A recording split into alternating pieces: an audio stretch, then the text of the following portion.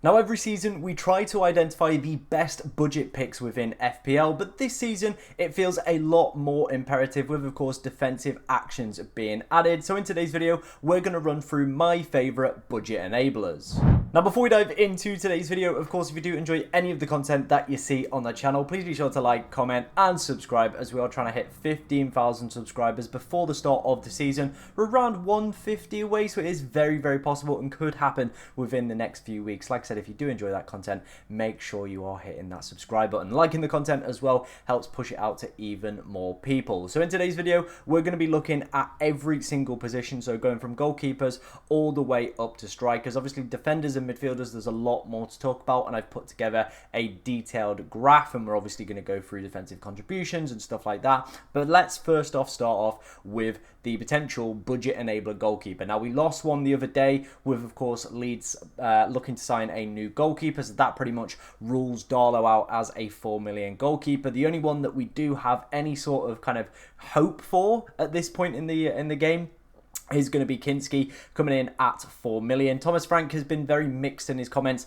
around him and potentially being the first choice goalkeeper for this season. The one main benefit we're going to get with this decision is Spurs do play the Super Cup the Wednesday before they, of course, take on Burnley in their opening fixture. So we're going to find out probably who is going to be that first choice goalkeeper. Played 6 games after joining the club last season, but like I said, it is all going to be dependent on what his minutes look like, what Thomas Frank suggests. But at this point, he's probably our best budget bench option we are going to be able to find within kind of the goalkeeper range. There aren't any other ones that are, of course, submerging. If there are, we'll definitely cover these kind of in my drafts and other videos going forward through pre-season. Let's move on then to a section that's going to be a lot more bulky, and it is the defenders. Now, again, all I've done here is just select the 4 million defenders. I've already done a video outlining my favorite 4.5 million defenders. You can go and check that out on the channel already. A really, really great video. Went through, of course, some potential hidden gems that could do exceptionally well. And I haven't included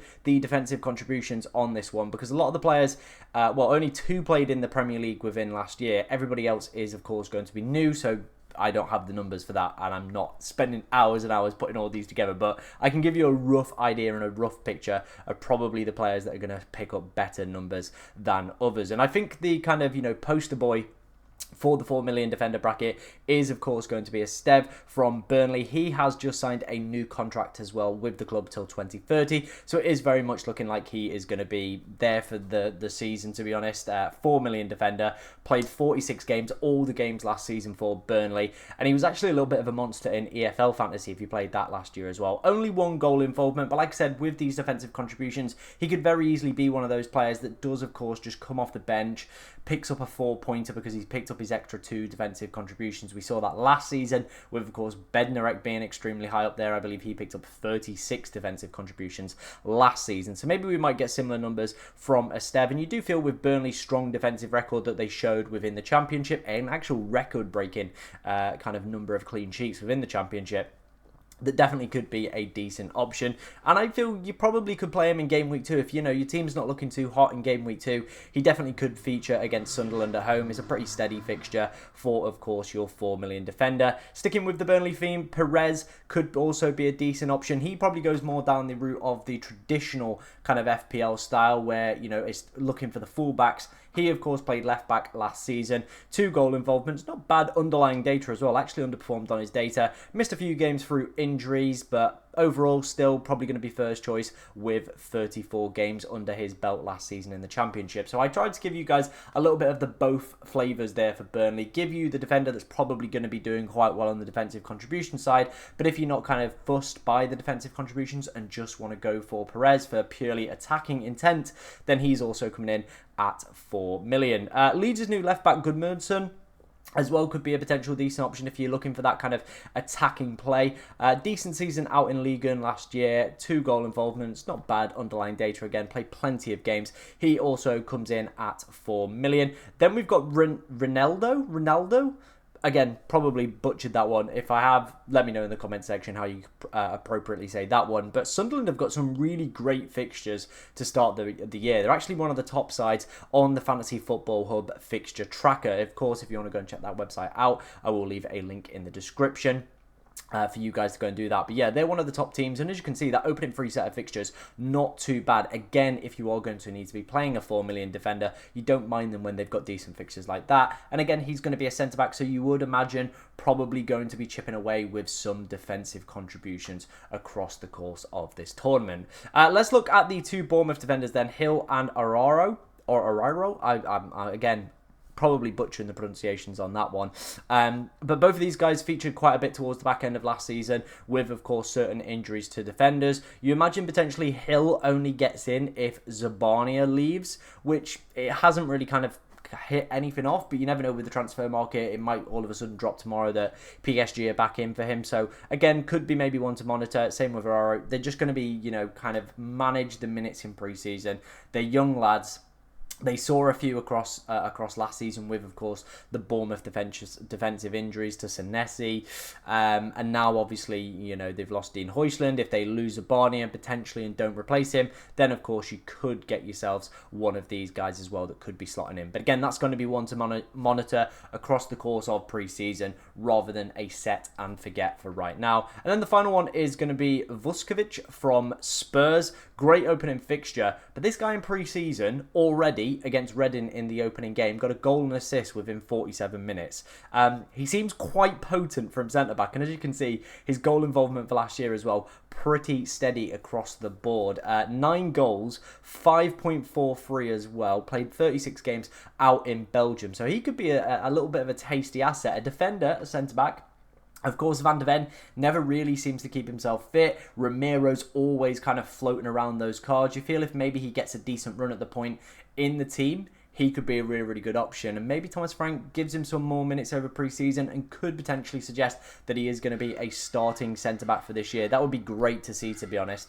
Again, another potential option at 4 million. I feel like the top 4 definitely going to be more solid in terms of their minutes across the course of the start of the season. The other 4 probably maybe manage their minutes over pre-season, see what they're playing, see if, you know, potential other signings or potential other players get injured as well before making that move. But before we move into the midfield, I just want to say, obviously I'm working with Fantasy Football Hub again this season. Of course, if you want to get your team rated for free completely by their AI tool, head to the link in the description. I used it last year. It's one of the tools that helped me achieve my top 10k finish. I'm hoping it can get me there again this season. Like I said, you can use it in the description, completely free to get your team rated by their AI tool. Okay, moving into the midfielders then, I've got a selection of my favourite potential midfielders to take a look at for the upcoming season within this price bracket. And I definitely feel, you know, there's no real 4.5 millions. I kind of tried to find one. The only one I could really find was maybe Lewis Miley.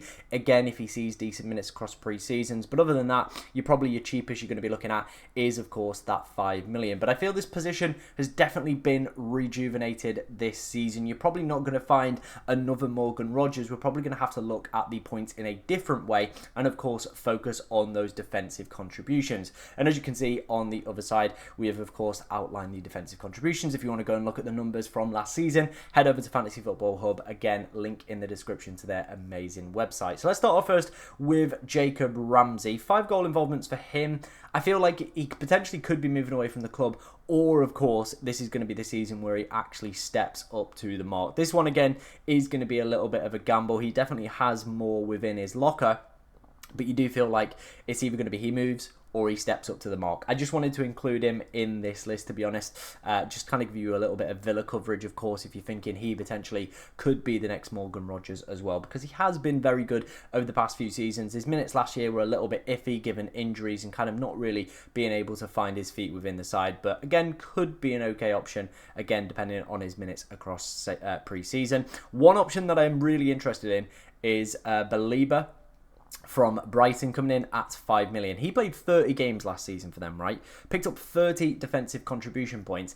And again, I think what you'll see with this graph is all the kind of defensive midfielders probably are expected to pick up maybe 4 to 5 goal involvements across the course of the season. So you're not expecting too much in terms of those goal involvements. But then you add in their defensive contribution points, so the 30 here for Belieber. it takes him up massively. He scored 87 points last year. You plus the 30 onto that one. You're starting to talk like for 5 million. I'm very happy to pay that for a guy like this, and I definitely think his minutes will be good across the course of the season. And you might be thinking to yourself as well, the defensive contributions, they only matter when, of course, you're playing a top side and you've got to win the ball back more and stuff like that. That's not the case. FPL, I think it's Kayla, put a tweet out. I'll put the tweet above me right now. I'll leave a link as well into the description. Spoke about how he actually did a great table as well on the tweet, where it spoke about the difference between the kind of points scored against the top 10 versus the bottom 10. And the interesting trend was a lot of the players actually picked up quite a lot of points against those bottom 10 sides as well. So it is suggesting that even though the opponent isn't as good, the defensive contributions are still very, very high. So definitely worth checking out as well. It really opened my mind up to potentially picking a more defensive minded midfielder as well. I put Carvalho in here. He's starting tonight in a friendly for Brentford at 5 million. Again, we know what their kind of attacking wingers can do. We saw this with Kevin Charter, who was a similar price last season, started the game at. Of course, has pedigree as well within the Championship, was a very, very decent player there. And if you do feel he's probably going to be stepping up to the mark and playing across that front three that Brentford are quite famous for, then he could be a decent option. Elliot Anderson is currently in one of my latest drafts.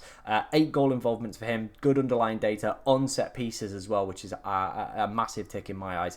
36, again, defensive contributions for him. The fixtures for Nottingham Forest are really, really decent across the opening 5 to 6 as well. So definitely a player I think that a lot more of us should be looking at as well. Then we've got John Aries. I mean, it feels like we're back to making Club World Cup content, doesn't it, here? Not a great opening fixture, but he's going to be more of the kind of, I would say, spicy attacking option within this price bracket. 10 goal involvements for him in the last full Brazilian season. Obviously, he's been playing football already.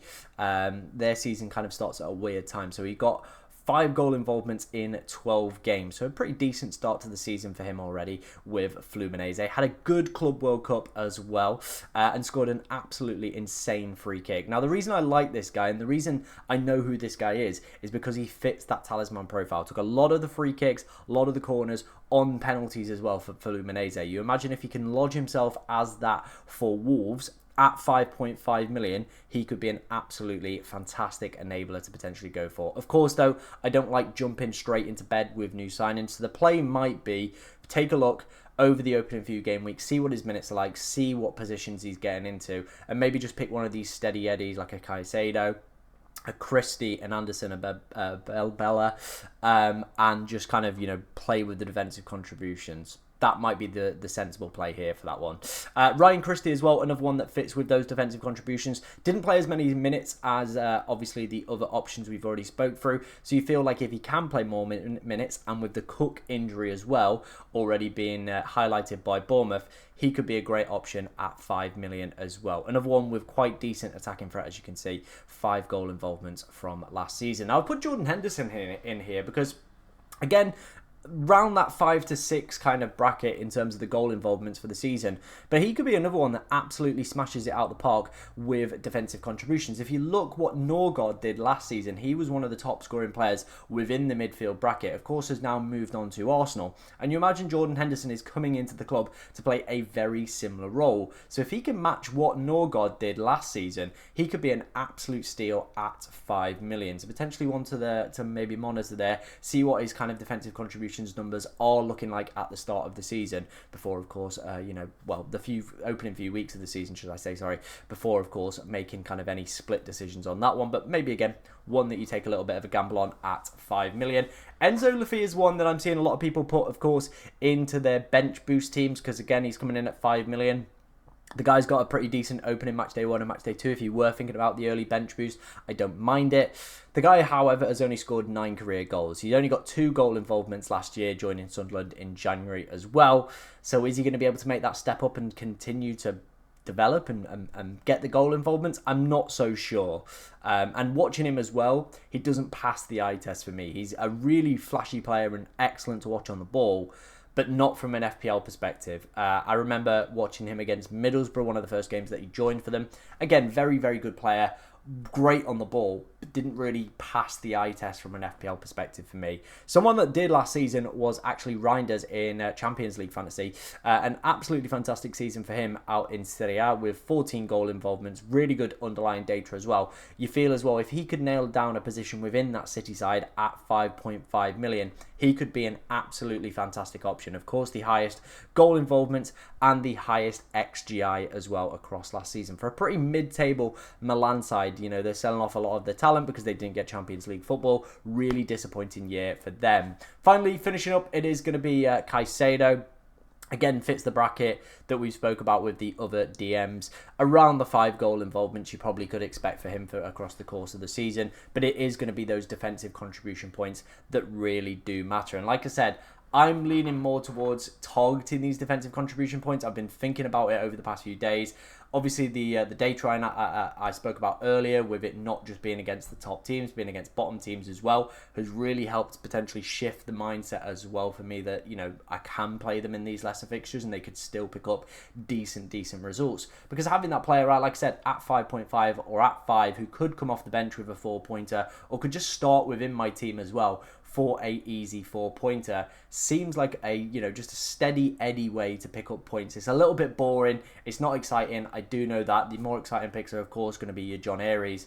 But maybe just playing it a little bit steady could also be a really good way to, of course, pick up extra points across the course of this season. And it could be the difference between you coming second and first in your mini league as well. Let's finish up. We've got one final player to talk through with the forward position. Really slim pickings for kind of cheap enablers here. The only one that I was able to find was, I'm just going to call this guy Junior. 30 appearances in Ligue 2 last season, 24 goals for Lorient. Like, really good season. Obviously, they've got Evan Nielsen, they've got Unal. They've got a few forwards kind of on the fringes, but you feel like Evan Nielsen is probably going to be their lead striker again this season. But they spent good money on this guy, so maybe he is going to see some potential minutes. I think if I was to pick any 4.5 million forward, he would be the man that I would select. However, though, I would not say he's going to be playing regular 90 minutes. But if you are, you know, a little bit short on the forwards, you're looking for a 4.5, this is probably the guy I would recommend to you guys that I think could see some minutes. Let me know in the comment section what you think of my enablers. Let me know any that you disagree with, any that I potentially missed out as well within the comments. Would be great to know. And of course, kind of engage with the rest of the community as well, potentially feedback as well, some other ones. Like I said, if you did enjoy today's video, make sure you liking, commenting and subscribing as we're trying to hit 15,000 subscribers. But thank you very much for watching today, ladies and gentlemen, and good luck in game week 1.